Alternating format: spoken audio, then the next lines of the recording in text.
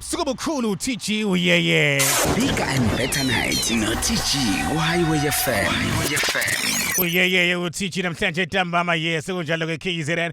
ngoba ilanga selishwele. Welisekhona ke TP Msomi sikhuluma nanto ebalile namhlanje ntambama khona ku Highway FM. Inqwabe engaka yezitsho usuzigezile kanti ziseningi ezisele. Hayi sikawara ngeqonze lodwa nje le sunlight ngingakhetha zonke lezi zitshe ezikusinki. Ngeqonzi nje isunlight isiyengezelelwe ngamandla eBioenzyme technology ikhuculula izitaqu zamafutha namabalane enkani. Isunlight dishwashing liquid igeza inqwaba yezitsha. Iqonze lilodwa inqwaba yezitsha indaba ezimnandi lezo. Hayi ake ngizame.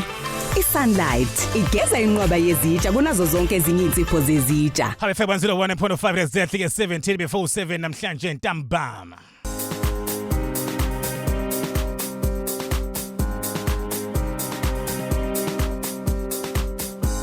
Soqala unyaka singabazali siye sehle senyuka sifuna izikole sehle senyuka sizamela ingane zethu ukuthi ke zithole imfundo engcono nemfundo ezokwazi ukuthi ke izithuthukise kusasa zibe nekusasa elihle nekusasa elingcono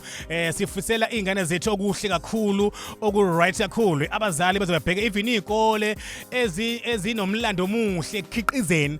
abafundi abaphumelelayo base bephumelele futhi baphinde futhi bakazothanda izikhungo zemfundo ephakemeyo ngenxa ukuthi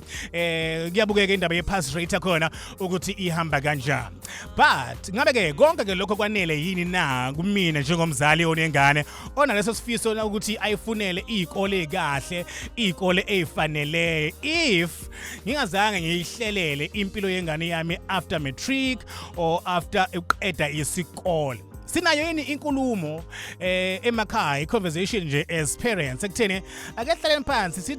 sidwebe ukuthi ahle kahle impilo yengane zethu from grade 1 to grade 7 ilokho kuzokwenzeka from grade 8 to grade 12 ilokho kuzokwenzeka. Sinayo inkulumo njengale okanye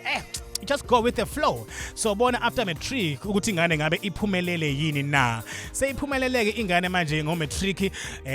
isifuna izikole imali yokuregister yikho awuyithola ngo NSFAS ayithola ngebursary iheadache nje. So to understand izinto njengalezo sifundisane sichushisane. I have uThandazane TP Msomi with me namhlanje ntambama siyibheke zonke njengalezo namhlanje la ku Highway FM. Mfethu ukahle Mfundisi ngiyaphila kakhulu mfethu ukhamba kanjani? Ayilongishaba kakhulu. Mfethu ngithe ngibhala lapha ku WhatsApp enye ingane zami ya reply lapha yathi hey TP ungikhonzele kubhudi uThemnkosi ye ngithi mina hey uyeyeye akuyena uyeyeye so sawona ke babuyeyeye hayi bethu iphela phela kuthiwa ye yabo hayi lethu yini namo omunye wathi Msomi I'm like hey umsomi wathi hi Msomi sure bethu you know TP basikhuluma ngawe abantu bayakwazi kakhulukazi you are very visible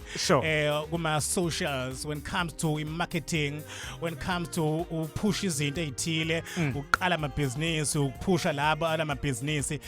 ukuze babe lapha nalapha ebalazweni. Siqale khona futhi lapho iqala lothando lokuthi ke singahlale phansi ke sibone ukuthi ngenzela zethu ngenzani and see ukuthi ke esinakho singakuphusha kanjani zabantu bekwazi futhi. Mfethu isimple mina yeye mfethu ukuhlupheka mnganami. Ngizoqonda nje kwipoint mfethu ukuhlupheka indlala ukubona edladleni mfethu indlela umuntu akakhula ngayo because izinto eziningi besikade singenazo izinto ezimnandi sizazela komakhelwane iTV siyazela komakhelwane ama couch umbhedo comfortable siwazela kamakhelwane so ke kwaba yileyo nto ukubona isimo mfethu ukuthi edladleni no izinto azimashi kahle so ngaba nalelo thando lolo lokuthi no entweni nento engiyenzayo mfethu ngiyofisa ukubambelela kuyona ngiyofisa ukuyenza ngokuyimisela then ke umuntu mengabe ke ekhula ke ngakhula ngumuntu obengasondele kakhulu kubantu because isalukwazi sami singikhulisile besikayena umuntu obekhonza ukuthi ngibe umuntu oluvanze emphakathini ngibe umuntu ozolayo so the only friend bekade nginayo back then bekuyi-radio mfethu so ke ngiye esikoleni mangibuya ngilalela i-radio so ke lagcina luba khona ke loluthando kwakhona nothando lwabantu so I was like no man mina ngabe ngikhula I wish ukusebenza ngabantu abantu but I didn't know ukuthi ke kuyokhula lento izifike ekutheni ngibe umuntu othengisayo ngibe umuntu ongena kwi marketing then ke ngathola ithuba lokungena kwi radio then ke kwayila ngabona khona ukuthi hayibo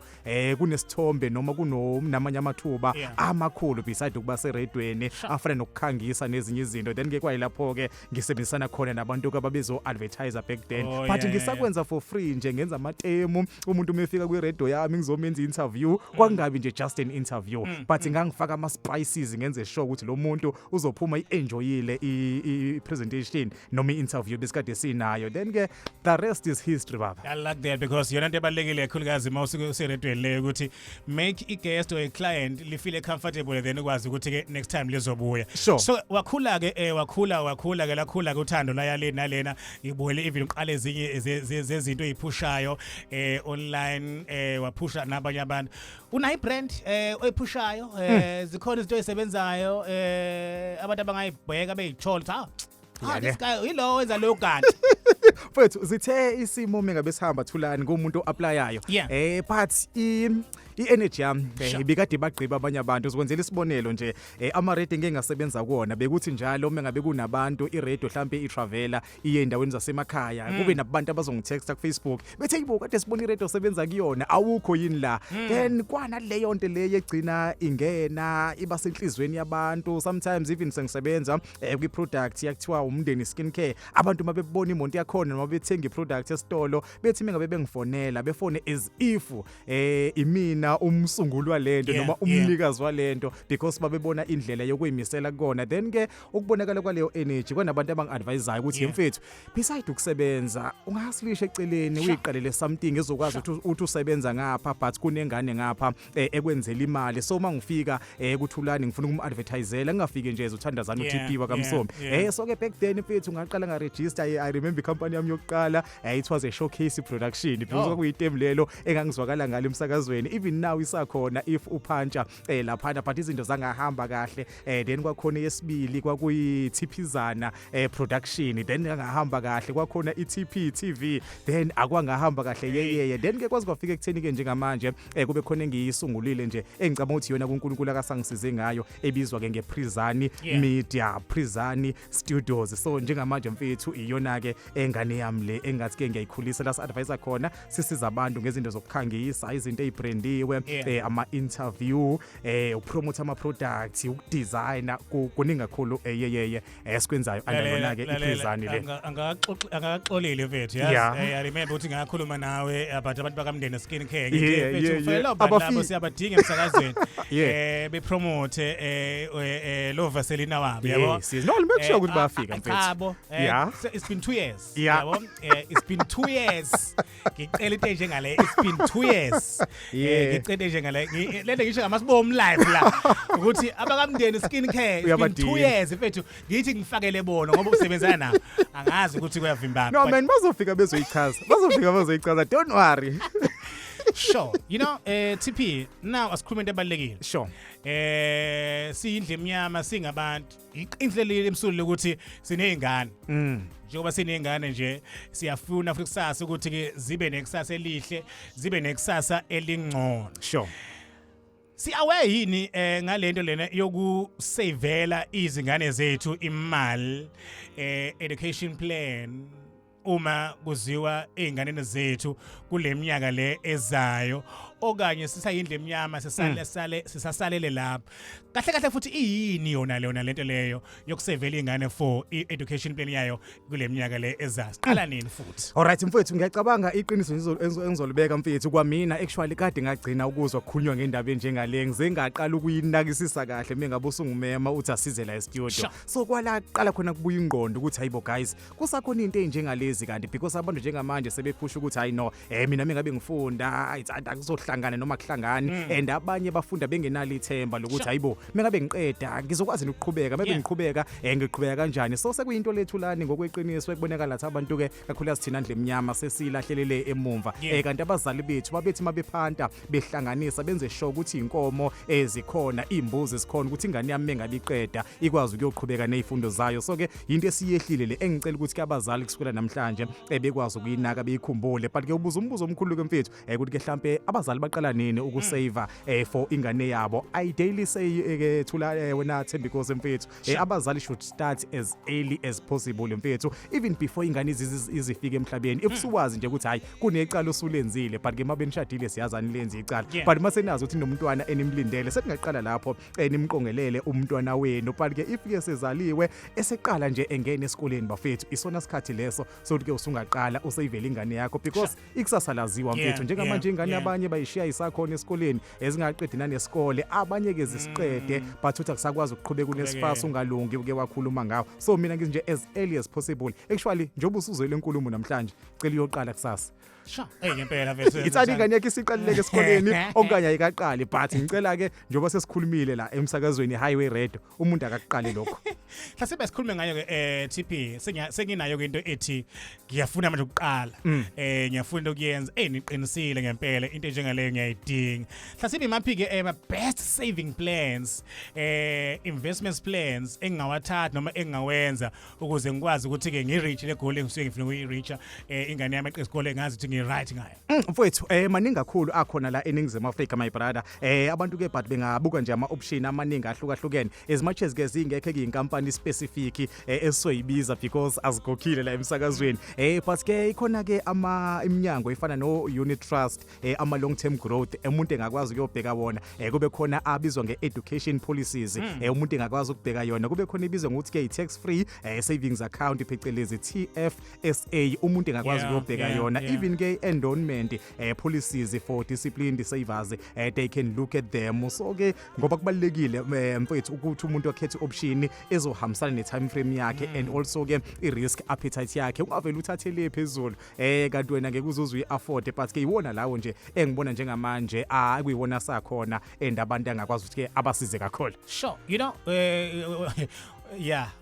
Imali esikhuluma ngayo after all, right? Obvious. It's not only nje ama plan imali esikhuluma ngayo. Yeah. And lokho kusho ukuthini, kusho TP kusho ukuthi kumele ngisebenze, kumele kube khona i-income engenayo ekhaya ukuze ngikwazi ukubeka ke lo mali leyo. Sure. What happens kulama savings plans if ngiphela umsebenzi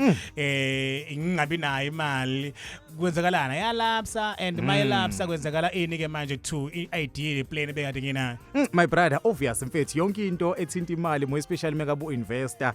noma uyibeka imali yakho, but I think even eyidokfeleni if ungasaqhubeki kahle mfethu kuba nezinkinga ezikhona. So ke number 1 option oqala khona ukuthi it's either masubona izinto ziyakubhedela uyayi-withdraw imali yakho, uyayikhipha isikuleso sigaba, because phela mengabe ubekela ingane yakho as much as uzosho ukuthi hayi ngifuna ukuyikhipha le mali mengabe ingane yami isiqedile lapha nesikoleni, but as umzali as umuntu ofake le mali unalo ilungelo lokuthi ke cha izinto makabubona ukuthi ke ayisahambi kahle uyoyikhipha le mali yakho. But ke the best options yemfethu umuntu angawenza uma ngabe sade uphelele umsebenzi kunqamuka i-income noma uyashona noma kwenzakalani, ukuthi ke ahambe lapha eyokhuluma nabo abantu la kafaka khona imali ayokwenza i-adjustment mfethu. Mhlawumbe sade ubukhokho 500 then uyabatshela ukuthi hey guys sekunenkinga yomsebenzi, ngehlelwe imali ngiphelele umsebenzi, but I think ngisangahaslisha ngothola u100 ngenyanga. So uyakwazi uyoxoxisana nabo wenze leyo adjustment leyo. But ke beside lokho kukhona into ebizwa nge-contribution holiday mfethu.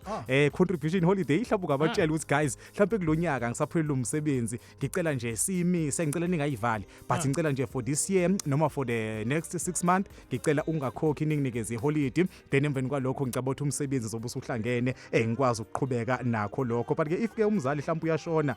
lokhu ke kuncike ekutheni ke kukhona yini life cover that is linked to le plan le. So ke that is why kubalekile ukuhlanganisa education plan plus ke i-life cover ukuze ke umntwana angaphazamiseki, ukuze wena mengabe sekwenzeka ushona along the way uyazi ukuthi ke le mali le uyishiyile as i-investment yemfundo yomntwana. And mengabe uwahlanganisa lama plan uyayibeka le eceleni ukuthi hayi le eyengane and ubhale ukuthi ingane iyona yobe i-beneficiary. So akuwena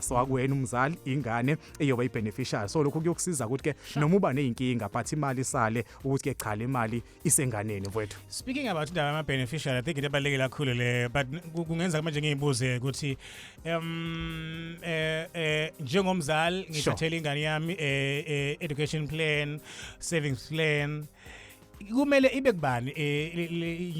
ngiseva kuphi ngiseva under my name okanye under igama lengane naku ngiyashona mina ubani obe beneficial lapho ubani okwazi ukusiza ingane lapho if ngibe under my name okanye kumele ibe segameni lengane ingane ekwazi ukuthi yabo ikusizakala kalula when anything happens because ikusasa laziyo mostly mfowethu ngingathi nje mina kubalekile ukuthi ke le mali emingabe uyifaka ngcono ibe segameni lomzali mfowethu so yilokho nje ngakosho lokho kuzokunikeza icontrol kanjalo ke ne flexibility mfowethu especially uma ke mhlawumbe izimo iguquka because ke uma ke isegameni lomntwana imali iyaba restricted once mhlawumbe seneminyaka ethile so ngathi nje kulungile ibisegameni lomzali ebese ke abe disciplined umzali azi ukuthi akusiyona yakhe le mali eyomntwana wakhe futhi akuyona umntwana kahle eyemfundo yakhe umntwana so ke ngingathi nje cha ayibe segameni lakhe umzali bese njoba ngishilo ke abhale umntwana wakhe ezike ibeneficiary so ilokho ke okuyokusebenzela ke vele ikhungo eziningi mengabe uyobhalisela for umntwana kanje bakuvumela nje ukuthi imali ayibe segameni lomzali ukuze ingane sometimes iba restricted imali njoba ngishilo nje ukuthi ayikafika eminyakeni ukuthi ayikwazi ukuyinyakazisa okanye ayikwazi ukuyithinta sure yes powerful mfethu siyabakhulu ke TP into njengale namandla bangasathenge sifundo okuningi namhlanje ntambama iyakhulukazi entweni ekutheni asifukazi ukuthi ingane zethu ihlelele iyakhulukazi kusasa lazo nempilo yayo hlasimbe nje in closing TP sure Edwin uzase sikhulume ngazo yiziphi ongathi ke make sure ezomzali ukuthi lana nalana cizelela lana qaphela lokho funda lokho kwazi lokho kunake lokho kulethe sikhuluma ngayo eku7 imfundo yengane zethu mfethu number 1 okubaleka kakhulu ezomzali ukuthi nje asave so ilonto umuntu engamqoshisa ngayo bese ke number 2 mfethu hey ziningi izinto esezohomba umbayi yeye mfethu so ke umuntu akaba careful ukuthi ke la kaya khona uinvestela khona ingane yakhe enze sure ukuthi ke uya double check ukuthi ke leyo ndawo iregistiwe yini nokuthi ke mhlambe bakhona yini ngempela abantu aba-investor khona nokuthi ke njengoba ngithi ngifakele ingane yami le mali mhlambe for it's either 15 years or 10 years ngabe ngempela ingane yami yokwazi ukuyithola le mali le bese ungayifihli leyo nto akube khona umuntu omtshela ekhaya because uyogcina uhamba wena emhlabeni udlule kanti ubekela ingane imali eserious so kube khona umuntu omthembayo omazisayo ngaleyo nto sekube khona ngisho ke abameli iyeyeye so ke ayidongaya kummeli wakho umtshela ukuthi hayibo kunemali ukuthi ngiinvestile in case kwenzeka something kumina ngiyocela wenze sure ukuthi lento iyafinyelela enganini yami wow that's powerful mfethu in closing mnganami ngizothi mina indaba yokusave for umntwana kakhulukazi for education yakhe ibaluleke kakhulu and ke okubalekile ngakho ukuthi awudingi uzube rich so you don't need ukuthi ube nemali yonke emhlabeni because ukusave is not about being rich but it is about being intentional mfethu so ke uma uqala namhlanje usiza ke ikusasa lomntwana wakho and awudingi ama1000 you can start as little as 150 usavele umntwana wakho so njengoba ngisho nje ayidingi ukuthi ube rich so ke abantu abayiqale lento lemfethu noma futhi abangayiqali abayibuyise that's all I can say sure powerful mfethu kakhulu ke TP hlasimbe umuntu ufuna ukukhuluma nawe nofuna ukuthola kuma socials thola kanjani okanye umuntu ofuna ukwazi monje ukuthola kanjani mfethu mfethu ilula kakhulu ngikhona kuona wonke ama social ke uthandazani TP Msomi thandazani TP Msomi bese ke inombolo ka WhatsApp ephinde ifoneleke but ke ngiyacela ngenxa ukuthi ke ushilo mfethu umuntu uba busy kakhulu kuba nama radio la sikhona kuba nento eziningi but mawushiya message ku WhatsApp ngiyokwazi ukubuyela kuwena noma inini ithi ke 072 318 11 1171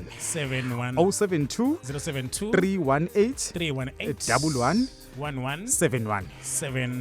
abasave abantu bese beqaphela kakhulu ngezezimali bakithi inkinga esibe nazo ku2025 asingabi nazo na ku2026 asibheke imali zethu powerful TP ngevilizayo kusubheka futhi esihloso sibaleka kakhulu nje bakhulu yaza na kanjani kokuvuma kwenkosi thank you mfowethu Abe 101.5 Dirazike Thandazani TP the principal song ebalela kakhulu ekutheni ke imali yesave kanjani for ingane yakho Sele shoni le KZN. This is the big night.